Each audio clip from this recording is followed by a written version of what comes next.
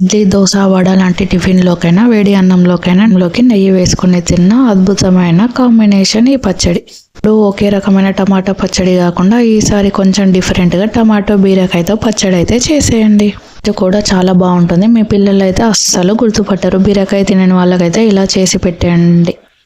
అయితే చూసేద్దాం. ముందుగా బీరకాయ, టమాటా, కొత్తిమీరని అయితే మంచిగా కడిగి అయితే పక్కకైతే పెట్టుకోవాలి. కట్ చేసుకొని అయితే ఇలా స్టవ్ ఆన్ చేసుకొని ఒక ప్యాన్ పెట్టుకొని స్పూన్ ధనియాలను అయితే మంచిగా వేయించుకొని పక్కకు పెట్టుకోవాలి. అందులోనే పల్లీలు కూడా వేసుకొని మంచిగా వేయించుకొని తీసేయాలి. ఇంకా అదే ప్యాన్లో ఒక స్పూన్ ఆయిల్ అయితే వేసుకోవాలి.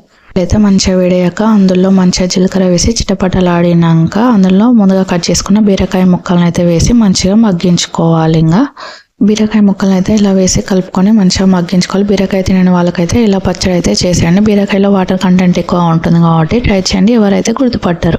ముక్కలు అయితే కొద్దిగా మగ్గాక ఇందులో కట్ చేసుకున్న టమాటా ముక్కలు అయితే వేసుకొని ఒకసారి అయితే కలుపుకొని వీటిని మాత్రం మరొక 5 నిమిషాలు అయితే లో ఫ్లేమ్ మీద మంచిగా మగ్గించుకోవాలి. ఇందులో ఒక ఎల్లిపాయను అయితే వేసుకోవాలి. ముందుగా నానబెట్టుకున్న చింతపండును కూడా వేసుకోవాలి. పండు వేస్తే టేస్ట్ చాలా బాగుంటుంది. మరీ ఎక్కువ వేయకుండా చూసుకోండి. ఇందులోనే ఒక గుప్పెడు కొత్తిమీర అయితే కాడలతో సహా వేసేయండి. మంచిగా కలుపుకొని మంచిగా మగ్గించుకొని ఇందులోనే కొంచెం అంతా కారం అయితే వేసేసుకోండి.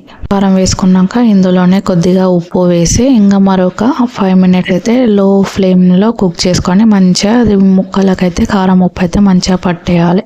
2 నిమిషాలు అయితే ఉంచేసుకొని స్టవ్ ఆఫ్ చేసుకోవాలి. ఇదైతే మంచిగా చల్లారాక ఒక మిక్సీ జార్లోకి అయితే ముందుగా ఫ్రై చేసుకున్నవన్నీ అయితే ఇందులో వేసేసుకోవాలి. ఇంకా పాటు పల్లీలు, ధనియాలు కూడా వేసి మంచిగా పేస్ట్ అయితే పెట్టేసుకోవాలి. ఇంకా మరోసారి స్టవ్ అయితే ఆన్ చేసుకొని 2 స్పూన్ల ఆయిల్ అయితే వేసుకోవాలి. ఆయిల్ వేసుకున్నాక 2 అయితే ఎండుమిర్చి వేసుకొని తర్వాత జీలకర్ర, ఆవాలు, కొద్దిగంత అల్లం వెల్లుల్లి పేస్ట్ వేసి చాలా బాగుంటుంది. ఆయిల్ వేసి ఇందులోనే ఇంకా కొంచెం అంతా పసుపు వేసి ముందుగా మిక్సీ పట్టుకునే దాన్ని అయితే ఇందులో వేసేసుకోవాలి. ఇదిగోండి బీరకాయ టమాటా పచ్చడి రెడీ.